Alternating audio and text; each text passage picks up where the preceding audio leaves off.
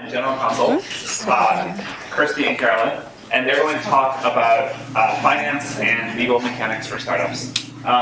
This is certainly not the most exciting of the classes, sorry, but if you get this right, this is probably the class that gets the most to me. So thank you very much for coming, and yeah, go ahead. Okay, so like Sam said, this lecture is about the mechanics of startup, and Kirsty and I are going to be talking about some of the basic legal and accounting issues that your startup may face in the very beginning. I was watching Paul Graham's video, and at one point he says, founders don't need to know the mechanics of starting a startup.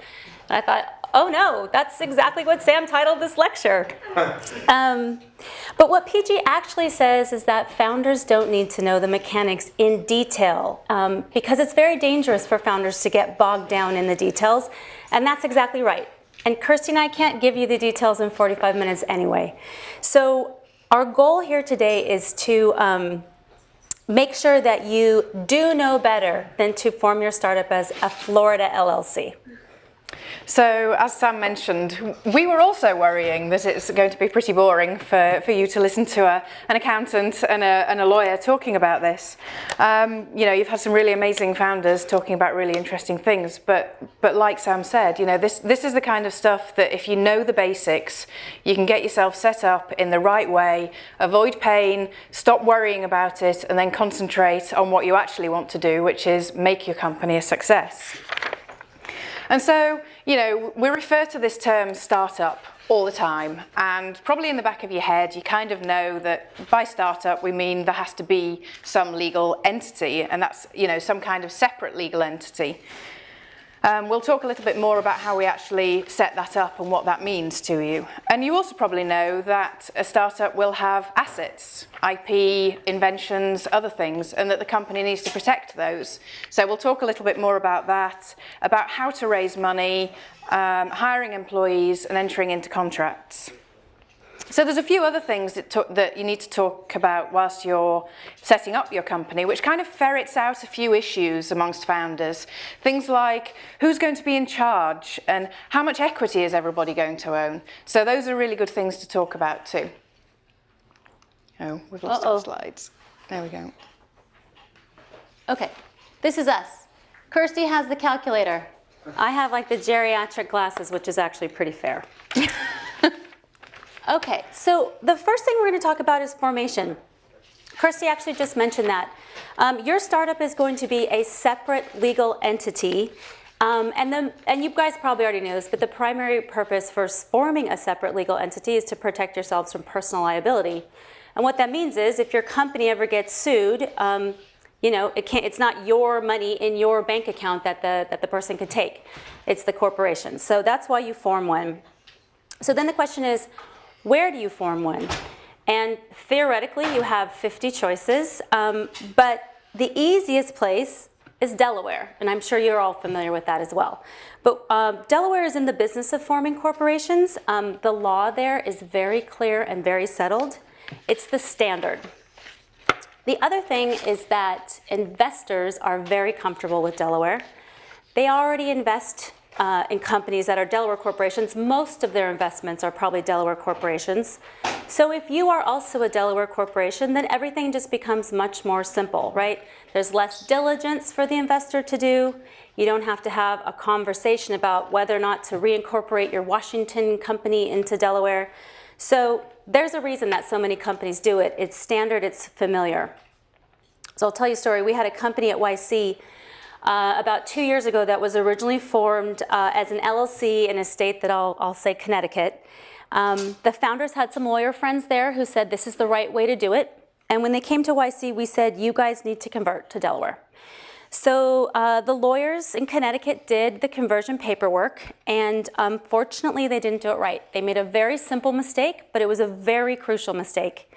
The company was recently raising money, like a lot of money, and this mistake was uncovered. That basically the mistake was this company thought it was a Delaware corporation for a couple years, but in fact it was still a Connecticut LLC. And I'll just say this, 4 different law firms were needed to figure that one out. 2 in Delaware, 1 in Connecticut, 1 here in the Silicon Valley, and the bill right now is at $500,000 for a conversion mistake. So what's the takeaway here? Pretty simple. Keep it really simple and familiar for yourself. The reason we incorporate all companies the same way at Y-Combinator is because it's easy. So don't get fancy, just save yourself some time and money. Okay, so once you've decided that you're going to be a Delaware corporation, how do you actually set that up? And it requires a few different steps, but the first one is actually really easy. You literally just fax 2 pieces of paper into Delaware saying, we're going to set up a corporation. All that does, though, is create a shell of a company. It doesn't actually do anything within the company. So after that, you then need to complete a set of documents that, among other things, approve the bylaws of the company. It creates a board of directors. It creates officers of the company. Delaware requires that somebody has the title of CEO, president, and of secretary. So also at this point, you need to complete documents that assign any inventions or any code or anything that you as an individual create so that the company actually owns that. And remember, at this point, it's a really good thing to think about. You as founders have to think about things in 2 different ways. You always have to be thinking, am I doing this as an individual, as me, or am I doing this on behalf of the company, which is a separate entity? So you have to maintain that split in your mind going through all of this. And we'll talk more about where that comes in a little bit later. So there are services that can help you get incorporated. Of course, you can use a law firm, but there are also other online services that help. And the one that we often use with a lot of the YC companies is called Clerky, clerky.com. And they are set up so that all the standard basic documents are used, and they get you set up in a very vanilla way so that you can just move on and keep focusing on what you need to do. So a note on paperwork. You're creating documents. These are really important documents that are going to be setting what the company does and what the company is. So it's really, really important that you actually keep these signed documents in a safe place. And it sounds so basic, but we get so many founders coming to us saying, oh, I don't know, these some documents, and they have no idea what they are or where they are. So really, really make sure that you keep them in a safe place. And let's be honest, this is not the glamorous part of running a startup, you know, filing documents. But actually, at the times where this is crucial are going to be at really high stress times in the startup's life. It's likely to be if the company's raising a big Series A round, or if the company is being acquired. The company will have to go through due diligence, and there will be lawyers asking for all this stuff. And if you don't have it and you don't know where it is, it's just making a really stressful situation even more stressful. So really the key thing here is, like we say, keep it simple, but keep those documents in a safe place and keep it organized. It'll make your life so much easier. Okay, so now we're going to talk about equity, and we're going to touch on a couple different things in this section. The first thing that we're going to talk about is equity allocation. So what am I talking about here? I'm talking about if your company's stock is a pie, you're talking about how to divide the pie. And you're talking about this with your co-founders. Why is this important? Well, if you're a solo founder, this really isn't important. But if you are a team of 2 or more, then this issue is absolutely critical. So the first thing that you need to know is that execution has greater value than the idea. What do I mean by that? A lot of founder teams give way too much credit, and therefore a lot of the company's equity, to the person who came up with the idea for the company. And ideas are obviously very important, but they have 0 value. Who's ever heard of $1 billion payment for just an idea? So value is really created when the whole founder team works together to execute on an idea. And so you need to resist the urge to give a disproportionate amount of stock to the founder who is credited with coming up for the idea for the company. The next thing you want to think about is, okay, so how much stock, or should the stock be allocated equally among the founders? And from our perspective, the simple answer is probably yes. Our mantra at Y-Combinator is that stock allocation doesn't have to be exactly equal, but if it's very disproportionate, that's a huge red flag for us. We wonder what conversation is not happening among the founder team when the ownership isn't equal. For example, is one founder secretly thinking that this whole startup thing is temporary?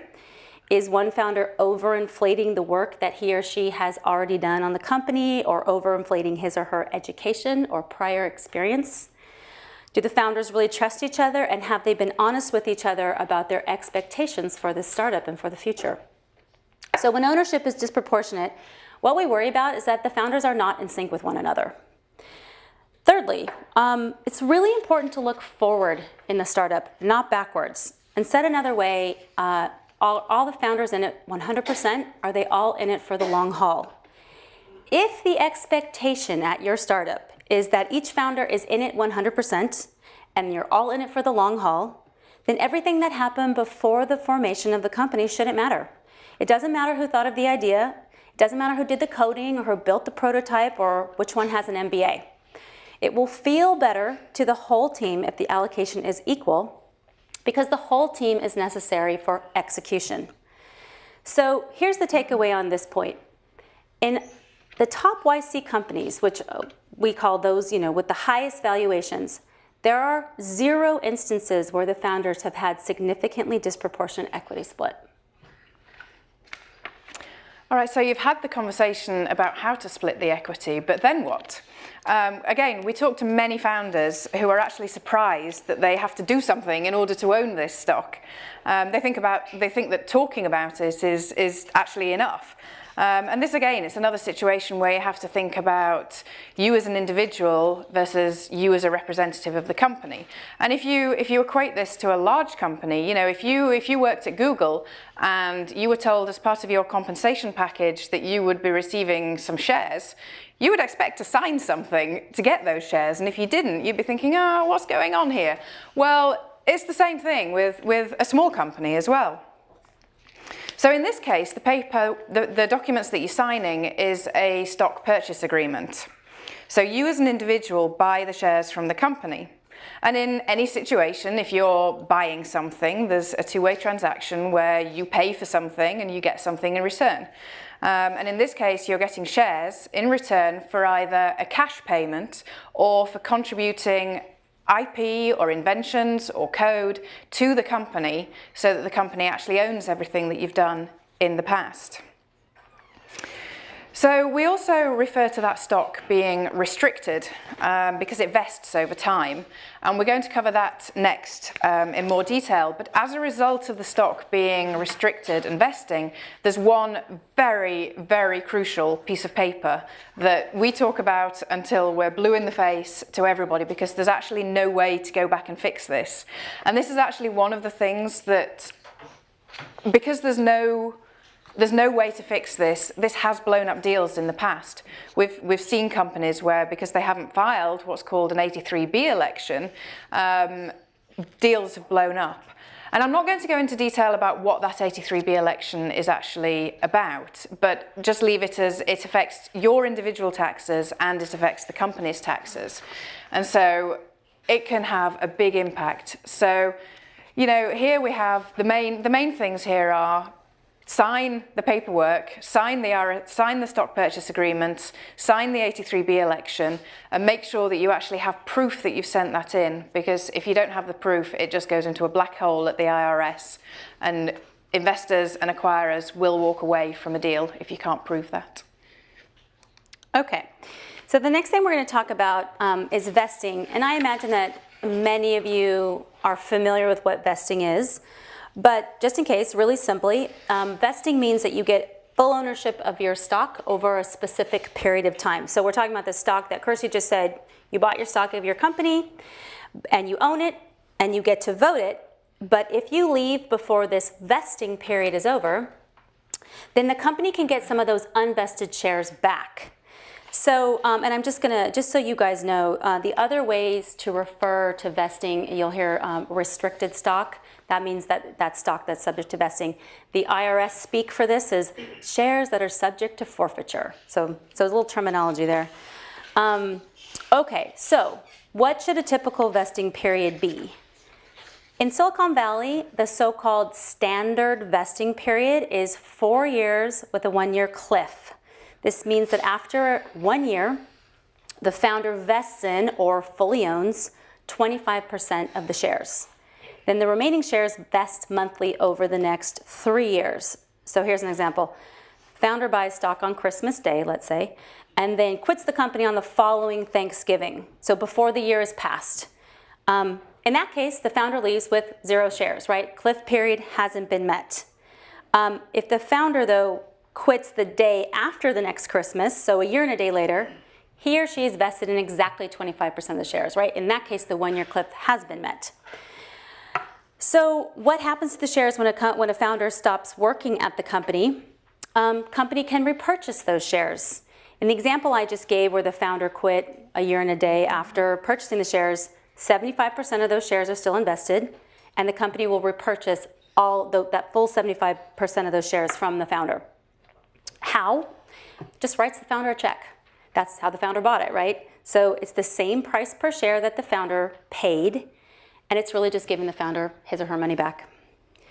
So then the question is, why would you have vesting? Why would founders do this to themselves, right? Because it's just the founders. They're doing this on their own shares, doing this to their own shares. So, and probably the number one reason why vesting is important has to do with founders leaving the company. So let's say if you didn't have vesting and a founder leaves, a huge chunk of the equity ownership leaves with him or her. And obviously that is not fair to the founders left behind. And we're actually going to talk about this a little bit more when we get to the founder employment slide. I'll go into that in more detail. But the other reason to have vesting is the concept of skin in the game, the idea that founders need to be incentivized to keep working on their startup. If a founder can walk away with his or her full ownership at any point in time, then why would you stay and grind away? Startups are hard. So, do single founders need vesting?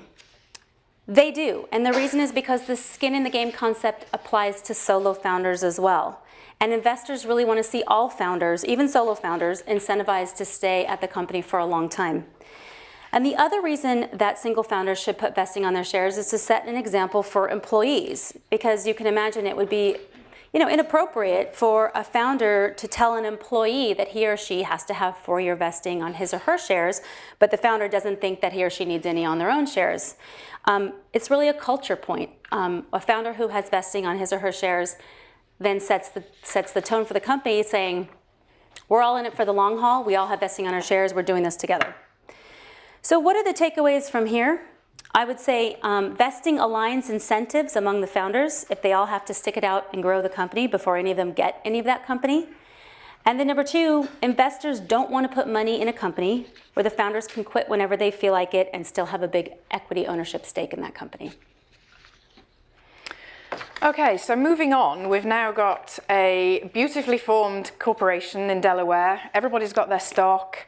It's all the plain vanilla standard paperwork. So then what?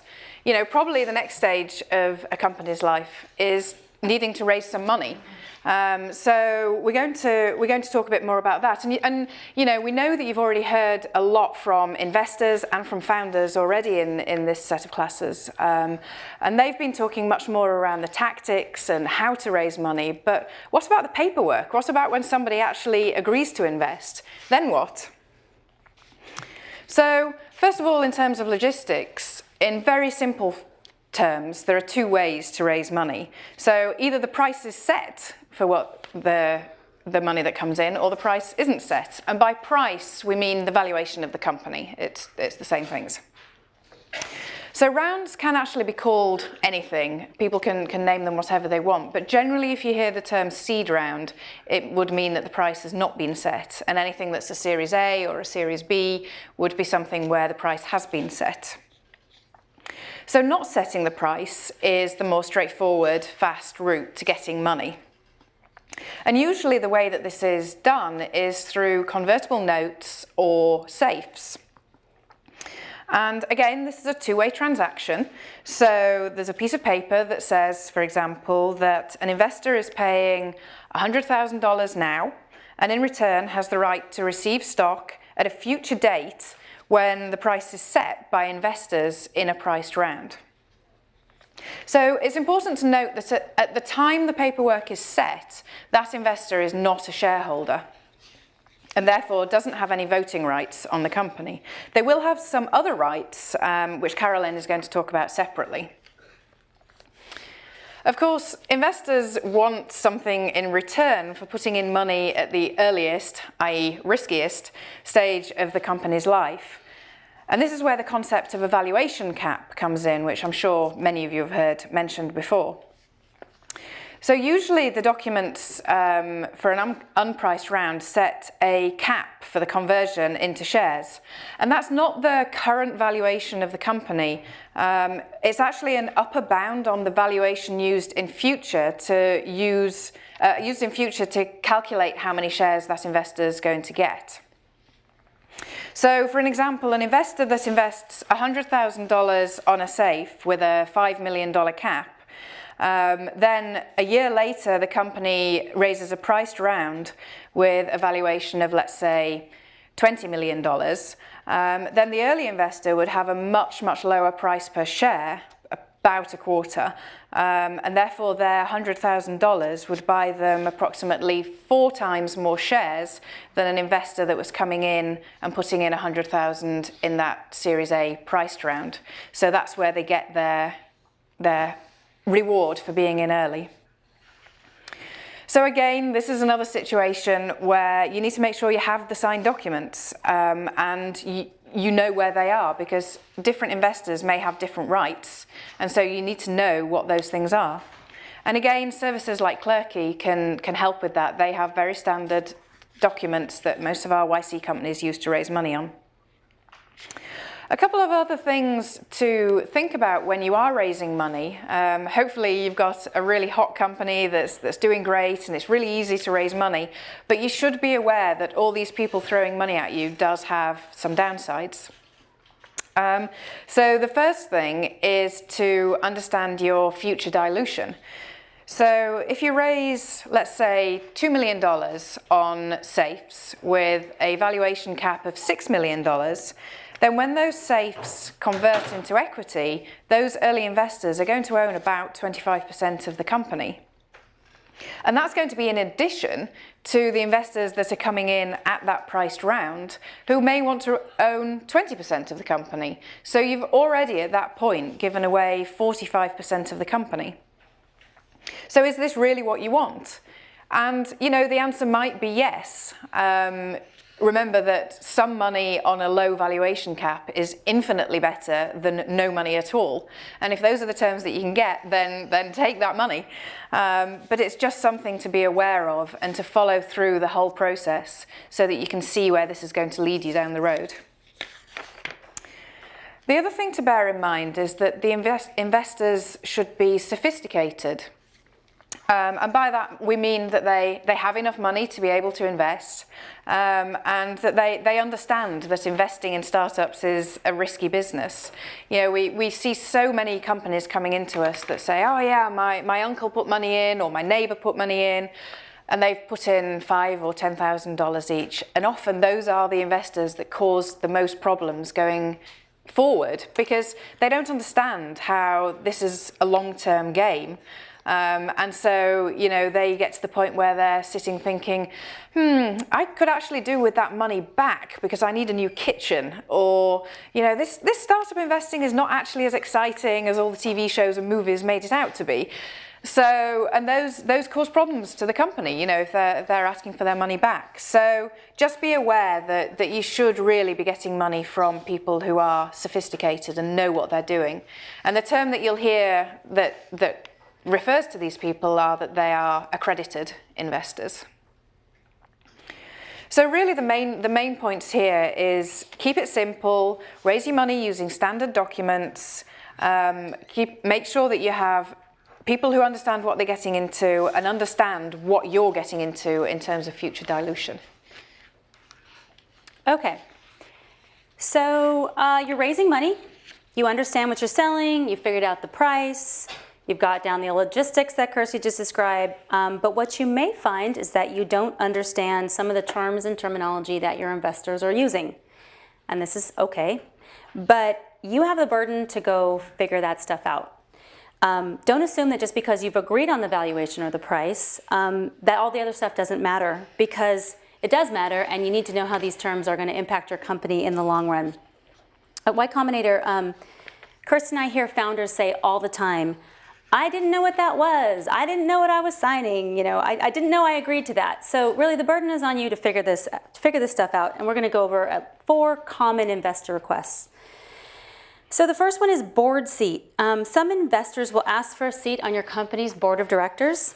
And the investor usually wants to be a director either because he or she really wants to keep tabs on their money or because he or she really thinks they can help you run your business. And you have to be really careful about adding an investor to your board. In most cases, you want to say no. Otherwise, make sure it's a person who's really going to add value. Having money is very valuable, but someone who really helps with strategy and direction is priceless. So choose wisely. The other thing is advisors. There are so many people who want to give advice to startups and so few people who actually give good advice. Once an investor has given your company money, that person should be a de facto advisor, but without any official title, and more importantly, without the company having to give anything extra in return for the advice. So here's an example. At Y-Combinator, we've noticed that whenever a startup manages to garner a celebrity investor, the celebrity almost always asks to be an advisor. We have a company that provides on-demand bodyguard services, and an NBA basketball player invested, asked to be an advisor, and then asked to be given shares of common stock in exchange for the advisor services. And the services that this person had in mind, this investor had in mind, would be to introduce this company around to all the other professional basketball players who might want to use an on-demand bodyguard. But this celebrity just made a big investment. Shouldn't he want to help the company succeed anyway? Why does he need something extra? All investors who can help should do so. Asking for additional shares is just an investor looking for a freebie.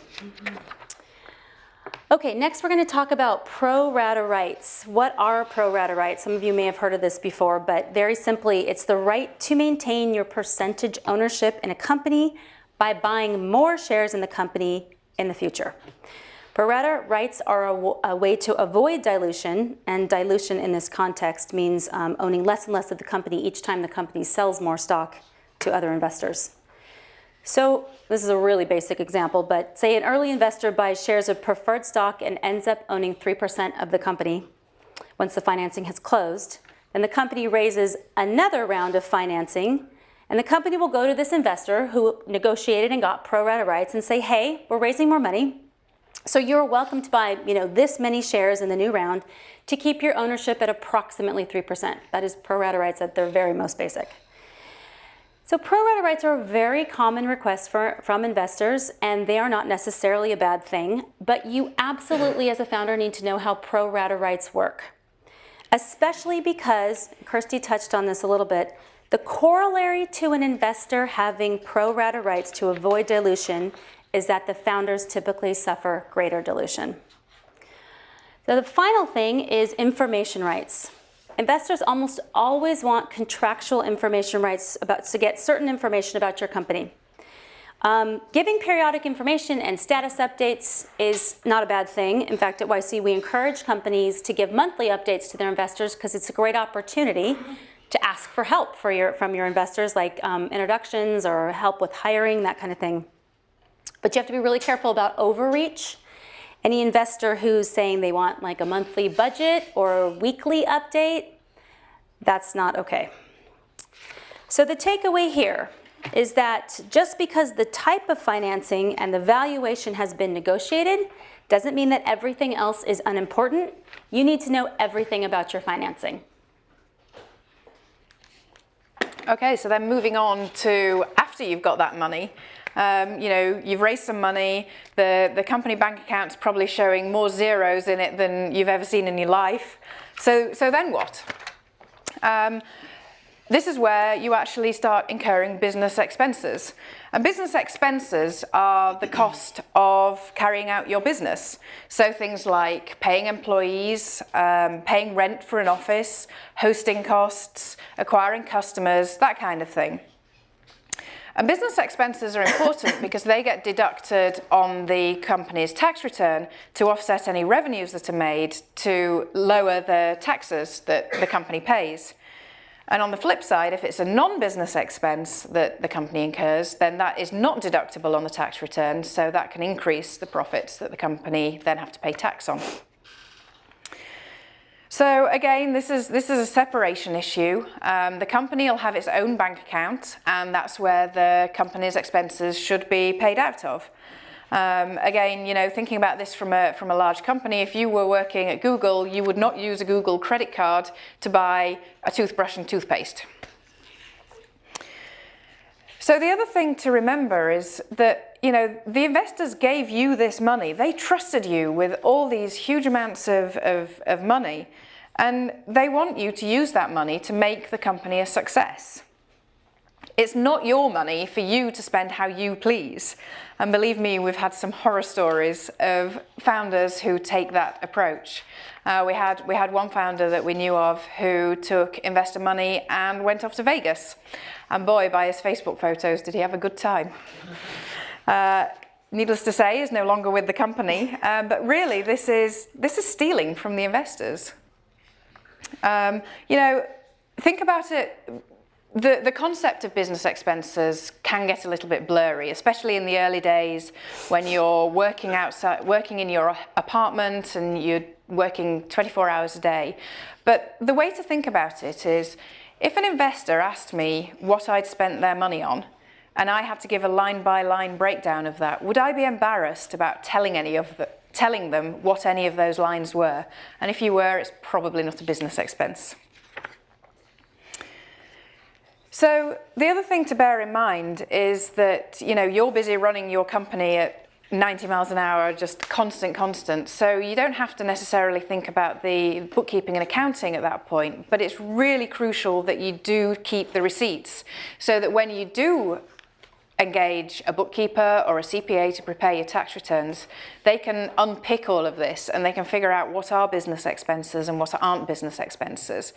But they're going to need your help as a founder because they aren't going to know what all these things are. So there is some involvement from you, and the way to make the involvement the least amount possible is to keep those documents in a safe place so that you can refer back to them. So if nothing else that you remember, do not go to Vegas on investors' money and spend that money wisely. Okay, so in this section we're going to talk about just doing business, and we're going to hit a couple of topics in this section. So the first one is founder employment. Why are we talking about founder employment? Because, as we said a couple times already, the company is a separate legal entity. It exists completely separate and apart from you as founders. And so no matter how prestigious we in the Valley think the title founder is, you're really just a company employee. And founders have to be paid. Working for free is against the law, and founders should not let their company take on this liability. You wouldn't work for free anywhere else, so why is your startup an exception? And companies have to pay payroll taxes. We had a YC company that completely blew off their payroll taxes for 3 years. It was a huge, expensive disaster, and in extreme cases, people can actually go to jail for that. Fortunately, not in this case, but it's bad. So the moral of this story is, set up a payroll service. This is something that is worth spending your money on. But, and I actually think, I'm sure some of the other lecturers have touched on this point, and actually Kirsty just mentioned it too. Don't go overboard on lavish salaries. Minimum wage. This is still a startup, and you have to run lean. So now I'm going to mention founder breakups. And first, well, what is a founder breakup? In this context, I'm talking about one founder on the team being asked to leave the company, which, because I've just said founders are employees, that means your co-founders are firing you. So why are we talking about breakups in the context of founder compensation? And it's because at YC we have seen a ton of founder breakups, and we know that the breakups get extra ugly when the founders haven't paid themselves. Why? How does it get ugly? Unpaid wages become leverage for the fired founder to get something he or she wants from the company, and typically that is vesting acceleration. So the fired founder says, hey, my lawyer says you broke the law by not paying me. But if you pay me and you give me some shares that I'm actually not really entitled to, I'll sign a release and make all this ugliness go away. And If you're the remaining co-founders, you're probably like, sounds like a good deal. And so now you have a disgruntled person who owns a piece of your company, and even worse, in a sense, the remaining founders are kind of working for that ex-founder, right? Because they're building all the value in the company, and the ex-founder who got fired is just sitting there with their shares going, that's right, make it valuable. So what's the takeaway here? Avoid problems by paying yourself, paying your payroll taxes, and thinking of your co-founders' wages like a marital prenup. And as well as the founders, you are going to need to hire employees. And again, a lot's been spoken in previous classes here about how to find those people, what makes a good fit, how to make them really productive employees. But when you actually find somebody, how do you hire them? You know, what's involved? And employment is governed by a huge raft of laws, and therefore it's important to get this right. It's, again, the kind of nitty-gritty stuff that as long as you know the basics, you can probably keep yourself out of most situations, but as soon as things get complicated, you need to get yourself involved with a specialist. So the first thing you need to do is figure out if the employee or if the person is really an employee or a contractor. And there are subtle differences to this classification. And this is important to get right because the IRS takes a big interest in this. And if they think you've got it wrong, they will come after you with fines. Both an employee and a contractor will sign documents that assign any IP that they create to the company, and that's obviously really important. But the form of the document is very different for each type of person, and the method of payment's very different. So generally, a contractor will be able to set their own work hours, they'll be able to set their own location, they will be given a project where there is an end result, but how they actually get to that and the means they use will not be set. They'll be using their own equipment, and they'll not really have any say in the day-to-day running of the company or their strategy going forward. And a contractor will sign a consulting agreement. And then when the company pays them, the company doesn't withhold any taxes on their behalf. That's on the responsibility of the individual. But at the end of the year, the company will provide what's called a Form 1099 to the individual and also a copy to the IRS, which they'll use to prepare their personal tax returns. The opposite side of this is an employee. And an employee will also sign some form of IP assignment agreement. But when the company pays them, the company will withhold taxes from their salary. And then the company is responsible for paying those taxes over to the relevant state and federal authorities. And at the end of the year, the employee receives a W-2 form, which will then get used to prepare their personal tax returns. So, as Carolyn has said, that founders need to be paid, so do employees. It isn't enough to just say, well, I'm paying them in stock, so that can be their compensation. And they need to be paid at least minimum wage. So, in San Francisco, which actually has a slightly higher minimum wage than California as a whole, that works out about $2,000 a month. So, you know, it's not a huge amount, but it can add up. There's also another couple of things that you need to make sure that you have if you have employees. So the first thing is that you're required to have workers' compensation insurance. And especially if you're in New York, where the New York authorities that look after this will send really threatening letters saying you owe $50,000 in fine because your one employee that's being paid minimum wage has not paid the $20 a month of workers' compensation fees. So it is really important that you do set that up. And the other thing that's very important is that you do need to see proof that the employee is authorized to work in the US. You know, founders are not payroll experts, and nobody expects you to be one either. This is all just about the basics. But what that does mean is that you absolutely must use a payroll service provider who will be able to look after this for you. And services like Zen Payroll are again set up, they're focused on startups, and they help you get this set up in the easiest way possible so that again you can go back and concentrate on what you do best. And in the example that Carolyn gave just a few minutes ago, if that company had actually set themselves up with a payroll service provider, all of that heartache would have gone away because it would all have just been looked after for them. They were trying to save money by not doing it, and look where it got them. So that's really the key thing. Use a payroll service provider and make sure that you understand the basics of employment. We're running short on time. Yeah. Okay, so I can breeze through really fast firing employees slide, and then should we cut it off now for questions? What? Why don't we do firing real fast? Okay, so somebody at YC once said, you're not a real founder until you've had to fire somebody. Why is that? Because firing people is really hard.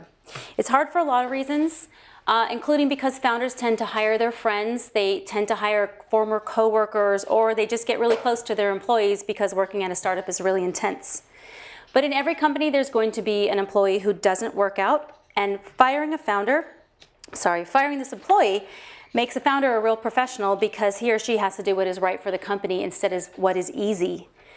So I have some best practices for how to fire someone. Number one, fire quickly. Don't let a bad employee linger. It's so easy to put off a difficult conversation, but there is only downside to procrastination. If a toxic employee stays around too long, good employees may quit. And if the employee is actually screwing up the job, you may lose business or users.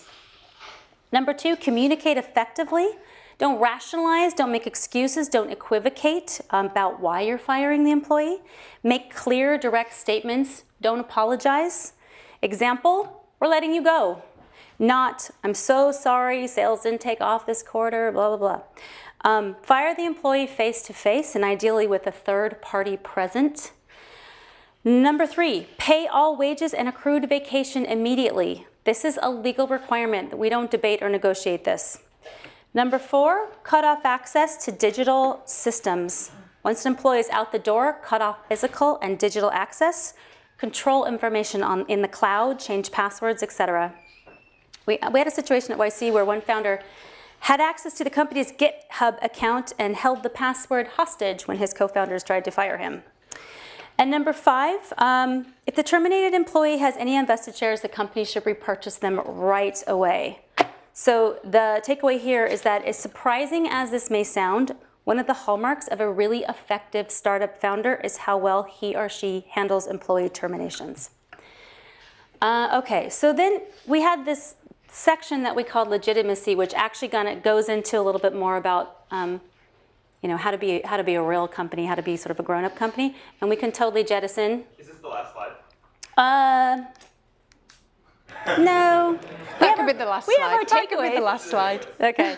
So, Kirsty, you want to read the takeaways? Okay, so we've pretty much covered all of these anyway. But the basic tenet to all of this is keep it simple, do all the standard stuff, and keep it organized. Make sure you know what you're doing. Equity ownership is really important, so make sure that you're thinking about the future rather than the 3 months of the history of the company. And stock doesn't buy itself, so again, make sure you do the paperwork for that.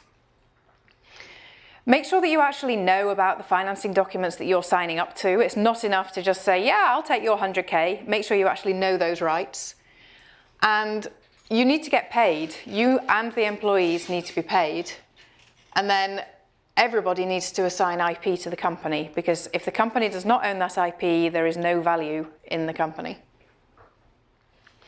If an employee must be fired, then as Carolyn was saying, do it quickly and professionally. The couple of things that we didn't mention was knowing your key metrics at any time. You should know the cash position, you should know your burn rate, you should know when that cash is going to run out, so that you can talk to your investors about that. And, a lot of running a company is following the rules and taking it seriously. It's not all the glamorous bits that we see in all the movies and TV shows, so you do have to take that seriously. Okay, so it was shorter when we did it the first time. Sorry about that. Sorry. You can get like 2 questions in. Sure. Yeah. How do you advise searching for an accountant, and when in the process do you need them? So there's two. So the question was, how do you advise searching for an accountant, and when do you, at what point do you do this? So there's two different things. There's a bookkeeper and there's a CPA, an accountant. And generally bookkeepers will be the ones who can categorize all your expenses, and CPAs are the ones that will prepare your tax returns. In the very, very early days, it's probably fine for the founders to just be able to see the bank statements and to be able to see those expenses coming out. But tax returns have to be prepared annually. And so at some point in that first year of the company's life, some service is going to need to be engaged to do that, because it's just not worth the founder's time to do it. There are services available like Indeniro, which kind of try to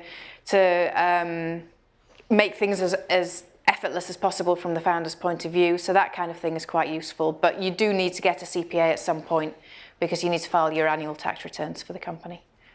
And how do you find one? Finding one is kind of tough. Probably the best thing is recommendations from people. With any kind of specialist, a CPA or a lawyer or anything like that, it's always best to use people who are used to dealing with startups. Again, not your sort of, your aunt who lives in Minnesota and doesn't actually know how startups work. So probably recommendations are the best way. All things considered, what should be my budget for incorporating with a lawyer, for getting legal advice for my first seed round, and then for hiring the first employees? How much money should I set aside for that? So in terms of incorporation, don't spend a dime on that. You can do that online. Well, actually, I'm sorry. It does cost a little bit. Yes. Incorporating online using a service like Clerky, which Kirsty mentioned, is inexpensive, like in the hundreds, not in the thousands. So you don't need a lawyer for that part. When you actually need to hire a lawyer it kind of depends on what business you are starting and how complicated it is in terms of, do you have a lot of privacy policies? Is HIPAA involved? I mean, you can imagine there's like a ton. And also then you mentioned when you're raising your seed round, well, how much money are you raising? And who are the investors? And what kind of terms are in the term sheet? Sometimes that dictates whether or not you need to get legal counsel. And again, a service like Clerky can help if you are just using very standard documents for the fundraising. There are just very basic vanilla fundraising documents, so you can use those. And again, they cost less than $100, I think, which can save you some legal fees. One more question. Do you want to pick? Should we go back over this side? I'm going to ignore people. Let's go up here. Do you guys have any advice or comment on the complexity that comes with working with cryptocurrencies or crypto equities in particular? Like if you're fundraising, since that's becoming more and more popular? Oh wow, that's a tough question to end with. Yes, there are some issues. Often banks will struggle to deal with companies that are working in cryptocurrencies because they haven't quite figured out how to deal with it and that sort of thing yet. Generally, a lot of it's very product specific. It's not something that kind of has real general advice, unfortunately. Okay, thank you very much. You're welcome.